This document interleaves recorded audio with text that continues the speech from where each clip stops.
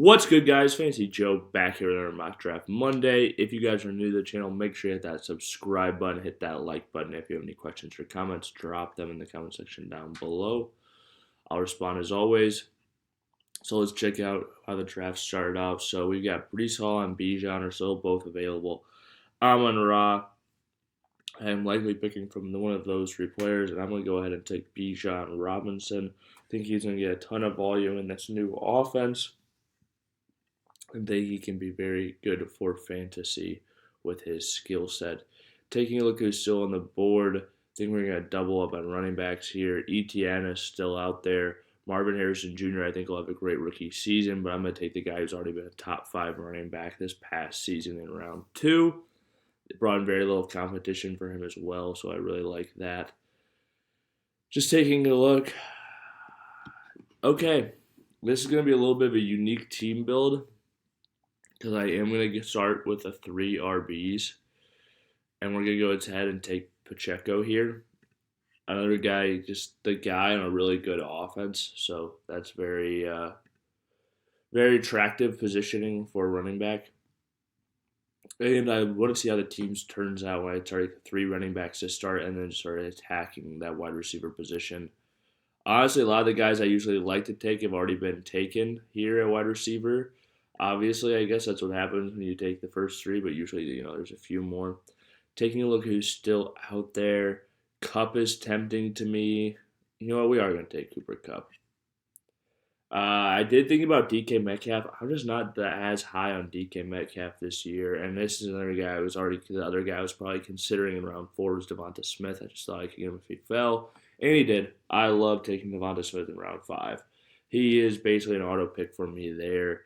And then Tank Dell still on the board with T. Higgins. T. Higgins, another guy. I've been getting him in round 6 so consistently. If he suits up, which again, he's been franchise tagged, there's no reason to believe that he's going to be traded yet. He hasn't signed that franchise tag, so that is, maybe a little bit reason to be hesitant, maybe why he's going in round 6.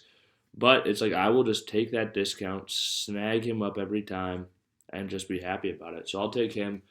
And so you can see the way that the team started. We went Bijan, Etienne, Pacheco, but then we were able to come back around and get Kupp, Smith, and T. Higgins as our bench wide receiver. I really like that start. Let's take a look at the quarterback position.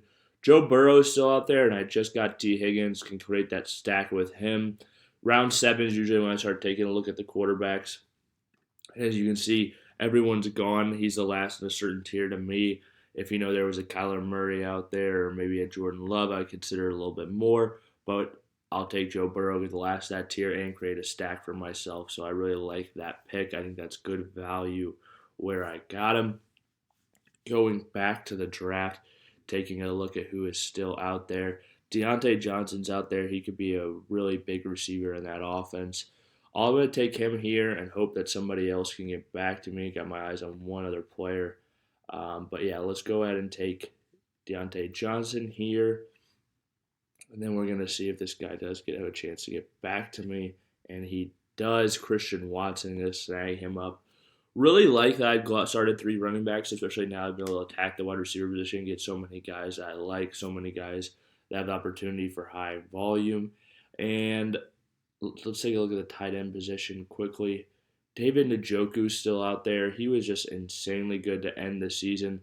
So I actually am going to take him here in round 10. I think he's a really good draft pick once you get to this range. Just one of the last guys. He was the best tight end for more than the second half of the year. Basically from week 6, week 7 on. Last year was the number 1 tight end in fantasy, so that's a major mover for me. Let's take a look if there's any more wide receivers out there we can throw some shots on. I don't like it as much as I liked it before we took him, but that's just how it goes. We'll take a shot on Kentre Miller, snag the guy who could potentially win that job in New Orleans. And let's take another look at that running wide receiver position. I'm not that big on Mike Williams just coming off the injury, but honestly, in round 12, he is starting to get a little tempting to take. Like I said, he should be the number 1 or the number 2 on that offense. But the thing is, with Garrett Wilson there, Brees Hall there, those guys are both going to catch a lot of passes. They brought in Corley from Western Kentucky in the 3rd round as well. Rodgers has spoken very highly of him. he's something to consider. But you know what? In round 12, I am going to go ahead and take the shot at Mike Williams. He's still a guy who could potentially catch 8 touchdowns with how big he is in the red zone, things like that. There's multiple ways for him to contribute and score points. And I'll take a shot one more time on Josh Downs. I was a little bit hesitant to take him, but honestly, I still think he has a chance to be the number 2. You know what? We'll go ahead and we'll actually take another shot on somebody. Give me Khalil Shakir. Khalil Shakir should be or have a chance to be the number 1 wide receiver for the Buffalo Bills this season.